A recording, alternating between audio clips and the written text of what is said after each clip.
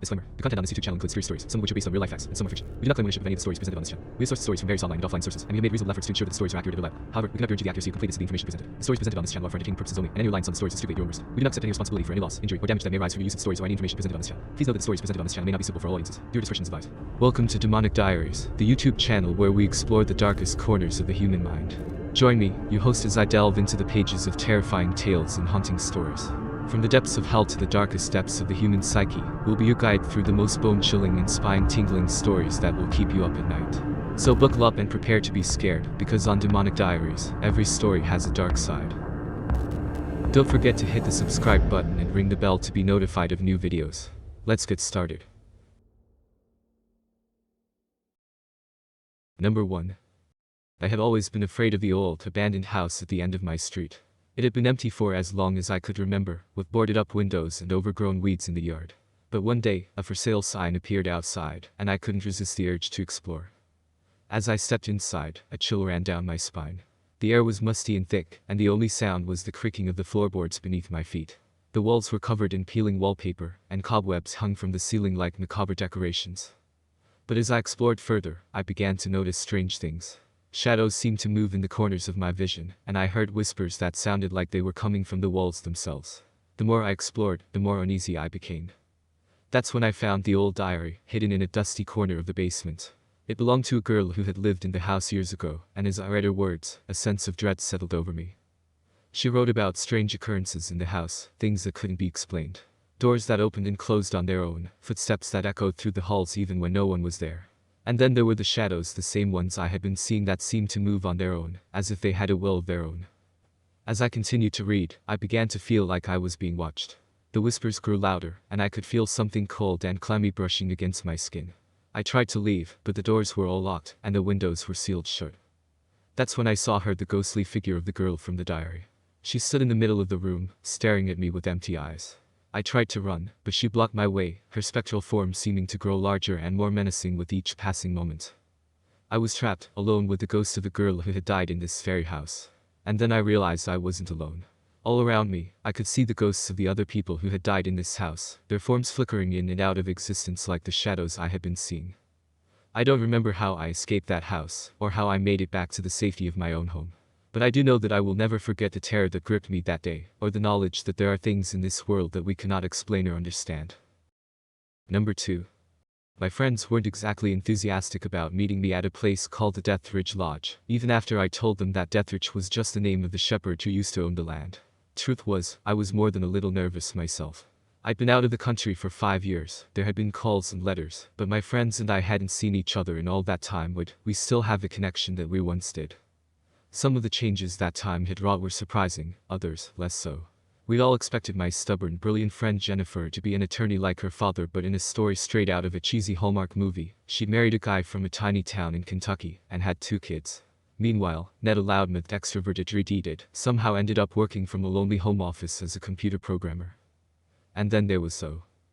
She'd been my crush since our sophomore year of college. It wasn't just her auburn hair, piercing green eyes, it was the care and honesty she showed in everything she did. Before her, I'd never met someone who really listened, who really cared about other people without working their own angle. We'd all expected great things for her, but in the end, she'd wound up like me, back in our hometown, unsure about the future. But now that so much time had passed, would we even have anything in common anymore? As it turned out, I needn't have worried. Not even the wailing winter storm and unexpected power outages could dampen our good time. Ned, Zoe, Jennifer, and I gathered around a roaring flagstone fireplace, sharing our favorite scary stories and urban legends. It didn't matter that the howling wind made going outside deadly, or that snow had cut off the forest road to the outside world. We had warmth, food, booze, and our rediscovered friendship. We also had Lee. When we arrived, Lee explained to us that he was the off-season caretaker of Deathridge Lodge and the surrounding cabins. During tourist season in summer, the place swarmed with hospitality workers, but from fall to spring, Lee mostly had the place to himself. When the blizzard hit, he made a point of checking in on us. Temperatures going down out there, he warned us that fateful night. Visibility is almost zero. You kids wouldn't want to get lost out there tonight or any other night. Don't worry, Zoe smiled. We have no intention of going outside in that. She pointed to the wind-driven snow that was rattling against the window panes. It can't be that easy to get lost though, can it? Ned, always the contrarian, asked. I mean, we're on the side of a mountain. To go one way you just go down, and to go the other way you just go back up, right? Not that simple. Lee grunted, pulling up a stool. We're 100 miles from civilization out here, and if you can't recognize any landmarks, all them pine trees out there look the same. Even if you think you know where you're going, this mountain likes to play tricks. The gentle slope you walk down in fall might be dangerously steep in spring. Boulders tumble, streams change course, and paths disappear from one season to the next. There's dozens of trails crisscrossing this all mountain. 1800s logging roads, game trails, other paths so old it's impossible to tell who made them. Trust me, you lose your way out there, all you're gonna get is more and more lost ... and then you'll start to panic. And at that point, if hypothermia and hunger and the bears don't get you, all man Deathrich and his dogs will. Deathrich? Dogs? Zoe and Jennifer asked at once. Just how much do you four know about Deathrich Lodge? Not much, I admitted. I was looking for a place where my old friends and I could meet up over the holidays. The place looked cozy, had hiking and skiing and good reviews besides. Back then, the weather forecast said we have a clear weekend. Lee nodded, as if that was about what he expected. It's an odd place with an odd history. Just after the Revolutionary War, a man named Jebediah Deathrich showed up here and started construction on a cabin. He said that the mountain had called to him, that he'd seen it in a dream, and that Patrick Henry had gifted him the entire mountainside in exchange for services rendered during the war. There was plenty of land back then, and grants were being handed out like candy, so no one called him on it. Besides, folks wanted farmland, not the slope of a damn mountain. They all thought Jeb Deathrich was crazy, but he carved a life out of these hills, swearing that he and the land were one flesh. Jeb and his sons felled forests, dragged out the stumps, and planted orchards. They set up secret garden patches back in the woods, raised chickens, cows, and a flock of sheep. For a while, things were good. The old man stared into the fire. If you young people get bored with all this history, just say so. Well, it's not like we've got anything better to do we? Ned scoffed. No, please go on. It's interesting. Zoe reassured Lee. Ned rolled his eyes. Well, the years rolled by. Jeb died and passed his land on to his son and grandson, who went on living the same way he had. Meanwhile, towns were building up around the mountain. The more they expanded, the more folks demanded proof that the mountain really belonged to the Deathriches. By the end of the Civil War, that's to say, Jeb's great-grandson's time, nobody cared about yellow papers and ancient claims. Folks wanted the mountain developed, and kept suing till they found a judge who agreed with them. Amos Deathrich got a few acres, and the rest went to mining and logging companies. But taking advantage of the Deathriches' land was no easy task. See, the Deathriches refused to accept the court's decision. They kept living in their hidden shacks on the mountainside, and made life hell for the companies who, from their point of view, were trespassing on their property. Every day there were downed trees on the road, supplies burnt, animals missing. It went on for decades, all the way into the 1900s. And while nobody had been hurt in Amos Deathrich's little guerrilla war, it was costing those companies more than the mountain was worth. They had to put a stop to it. The first sign of trouble was when Alice Deathrich, Amos's wife from back east, stopped coming into town to sell her honey and fruit preserves. A few days later, Amos was found in the middle of a dirt logging road, surrounded by his 3 mastiffs. They'd all been shot to pieces. 10 years later, some trappers found Alice and the kids in a shallow grave. They said it looked like they died badly. So who did it? Jennifer asked. Well, nobody can prove nothing about nothing, but a group of flashy out-of-towners rode in on the last train from Chicago that night, and left in the morning. Folks in town said they saw lantern lights going up the logging road, and gunfire in the hollers. Lee stared thoughtfully into the fireplace. In a way, though, I guess you could say the Deathriches won out in the end. The mountain never yielded enough timber or coal to justify the expense. The companies that had fought so hard over the mountain and even killed to keep it all, went bankrupt a few years later. This place was practically abandoned till the national parks craze took off in the 1950s. Some clever investors bought it off the bank for pennies. They built the cabins and lodge that we're sitting in today. But what does all that have to do with old man Deathrich and his dogs? Well, the mountain wasn't completely left alone after all them companies closed down. The local men came up here to hunt, grandmothers collected fruit from the Deathriches' woodland orchards, and the teenagers, well, they came up here to do what teenagers do. But over the years, rumors began to trickle down about strange sightings in these woods. Some folks got to thinking that maybe Amos Deathrich wasn't really dead, or if he was still around somehow. You mean like a ghost? I ventured. You call it what you want. Lee prodded the dying embers. I'm just telling it how I heard it, and you wouldn't believe some of the tales the folks in town have about this mountain. Like all Bruce Higgins, who came back from deer hunting all bitten and tore up, with his rifle missing. He said he'd been chased down the mountain by 3 snarling shepherd dogs, just like those huge mastiffs found shot to death beside Amos. Miss Nellie Price said she saw the all-man himself, stalking through the trees with a 100-year-old hunting rifle and a sack of dead rabbits sling over his shoulder. Lee rambled on. Jennifer tried to hide a smile. I'm sorry, she chuckled. It's just my dad was a hunter, and he used to see things in the woods too. Usually after his fifth beer. And my great-aunt Mildred was convinced she was hearing whispers in her walls until my mother got rid of the bird's nest in her chimney. The bird song had been echoing into pipes that sounded like real human voices. My point is, there's a snowball effect with stories like these. They live rent-free in the back of people's minds, and when they see something they can't explain, they just keep adding to them. I'm not saying you're wrong, Lee grumbled. I've never seen Allman Amos myself, and I've lived up here all my life. But I will say that there's something off about this mountain. Maybe it goes all the way back to Jeb Dethridge, or even before that. Otherwise, how can you account for all the disappearances? Like the 4 high schoolers who went camping up here on a dare back in the 1970s. Nothing was left of them, but a trampled down tent and the soggy ashes of their fire. Wasn't there an investigation? Zoe asked. Oh, sure there was. The police concluded that the girls had run away from home. Then when Terry Bannister and his 9-year-old son didn't come back from their hiking trip, they blamed wolves.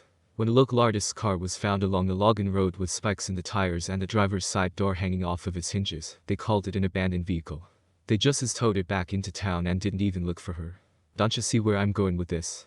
Ever since the logging and mining dried up, tourism is the only thing keeping those little towns afloat. The ghost of Amos Dethridge and his 3 hellhounds makes for a fine local legend, but if the summer crowd ever found out about the real, horrible crimes that happen up on this mountain, every year it'd be the death of the whole industry. I call bullshit. Ned laughed.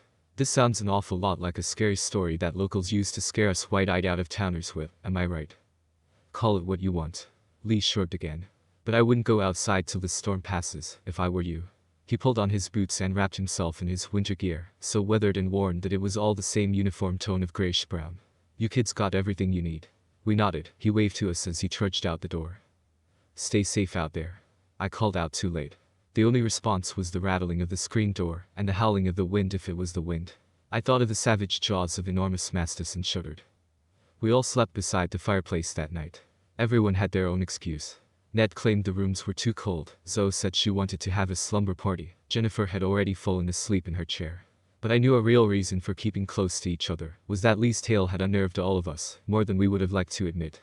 We craved the primal comforts of fire, warmth, and companionship.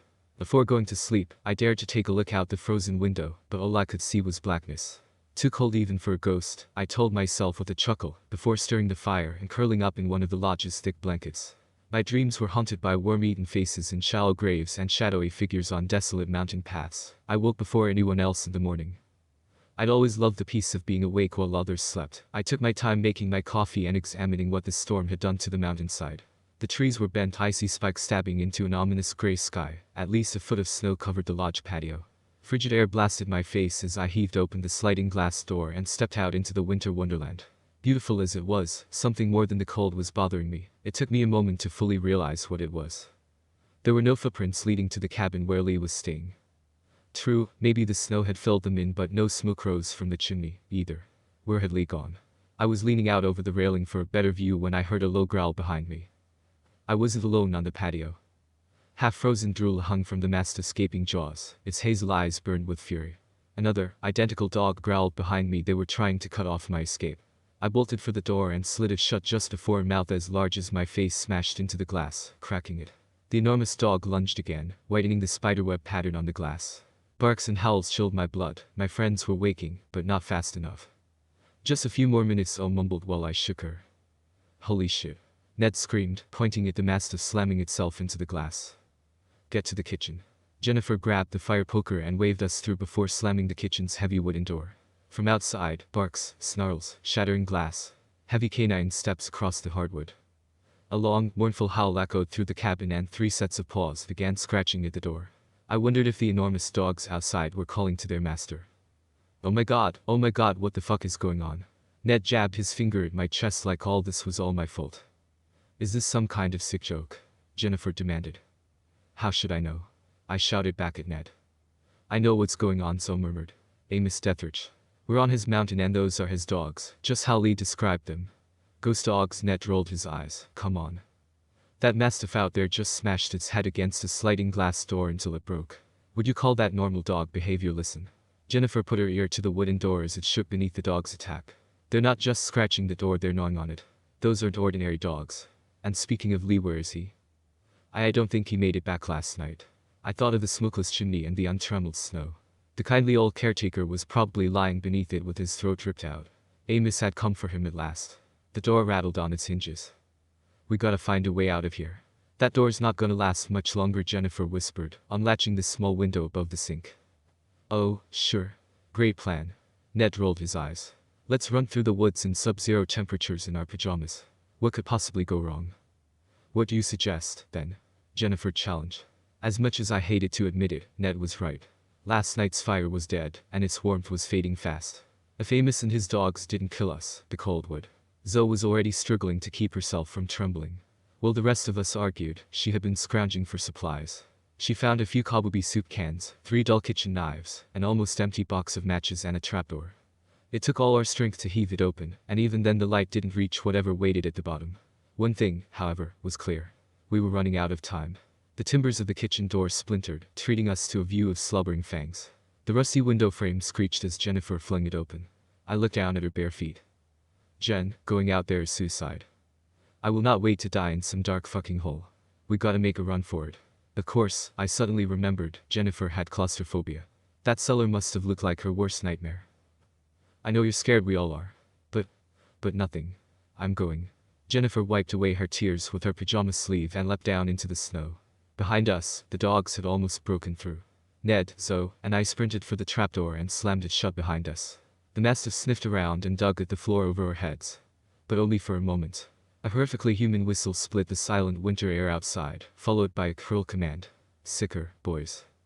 First came barks, then snarls, and Jennifer began to scream. Maybe it was a blessing that we couldn't see what was happening out among the frozen trees, but just hearing it was bad enough. I pressed my fists against my ears and shut my eyes tight against the awful ripping and gnawing, barely audible over Jennifer's screams. When it was finally over, the chattering of our teeth felt like the only noise left in the world.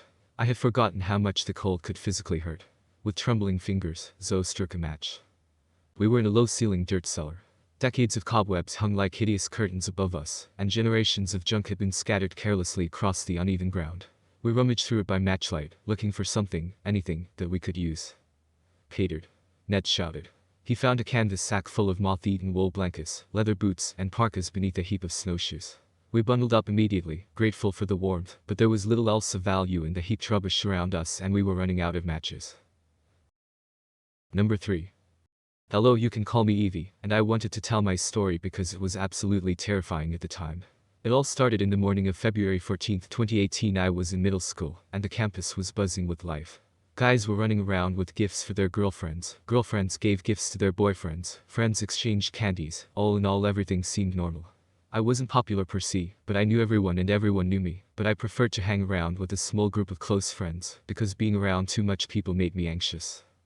During lunch I was hanging around my usual group of friends, which consisted of 2 girls, Alex and Mia, and 3 guys, Neko, Adrian, and Elijah. Valentine's Day of all days made me even more anxious because a lot of people would join our group, because of my friend Adrian attracted a lot of girls, and my friend Mia was such a sweetheart, and a lot of guys wanted to date her. I began to feel overwhelmed, so I slipped out of my group and headed to a secret hiding place, which was just a bench that was way out in the field, sort of hidden by some trees. No one really went there, so it was a good place to catch my breath. As I was reading my book I hear someone getting closer and I look up to see this guy Emmanuel. When I saw Emmanuel the first instantly started to freak out because he always seemed to have this sort of infatuation with me. Every day he would force himself on me, randomly hugging me, trying to kiss me, telling me he liked me, and believe it or not, I would often see him around my neighborhood. He didn't even live near there. I decided to play it cool and continued reading when he suddenly just grabs my book out of my hands. Hey, what the heck, man? I yelled and he simply responded with, sorry, I just wanted your attention. I was still angry, but I tried to calm myself down. What do you want? I said I really like you, and I want you to be my girlfriend. I swear I'll treat you like a queen. After he said that, he handed me a box of chocolates and a cute stuffed bear. I thought it was a nice gesture, but I really felt uncomfortable whenever he was around, so I told him that even though it was sweet of him, I was already in a relationship, which wasn't true. When the words left my mouth he turned from being nice and calm to angry. He yelled at me saying how dare I date someone that wasn't him. I tried to get up to leave, but he tightly grabbed my arm and forcefully kissed me, with tongue, and all. It was gross AF. I tried pushing him off, but he was stronger than me, so I yelled for help at the top of my lungs, and he quickly covered my mouth. So I bit his hand and kicked him in the balls. While he was shocked I broke free and ran to my friend group. He yelled behind me, saying how he would RP3 me and then kill me. Obviously the duty guards heard this and immediately took action, but I just wanted to get to the safety of my group, so I kept running until I bumped into Adrian. The rest of my group had separated in order to look for me when they noticed my absence. I hugged him and cried my eyes out. He only comforted me until I was ready to talk. I then told him everything when I was suddenly called into the principal's office. They wanted to know everything that had happened and the police were called. It was a long day and I just wanted to go home. After I told them what had happened, I was allowed to leave for home early. I later found out that in his house there was a shrine built for me with pictures of me doing various different things, walking my dog, eating in my living room with my family, even of me changing. It was horrible and traumatizing, so Emmanuel, let's never meet again. Update. I bumped into him again at a store. I don't think he has changed. Acted the same way he always did back in school. I don't even know why he was there because I moved to LA and he and his family had stayed in Lancaster. I know because his older brother told my ex-BFF. Anyway, the store was like 5 minutes away from where I live, so I freaked out. I thought I was over it, but on top of the unrelated trauma I experienced from another situation, I began having a panic attack. I have these often. I don't know what to do. Like, does he know where I live? Am I being paranoid? Has he really changed? What do I do? Thanks for tuning in to Demonic Diaries, where we explore the darkest corners of the human psyche. Stay tuned for more spine-tingling tales, and don't forget to keep the lights on. Until next time, stay safe, stay curious, and embrace the darkness. And if you enjoyed this video, don't forget to like and subscribe to Demonic Diaries for more terrifying tales. Your support helps us bring you more hair-raising content, so be sure to hit that notification bell to never miss an upload. Thank you for watching, and we'll see you in the next video.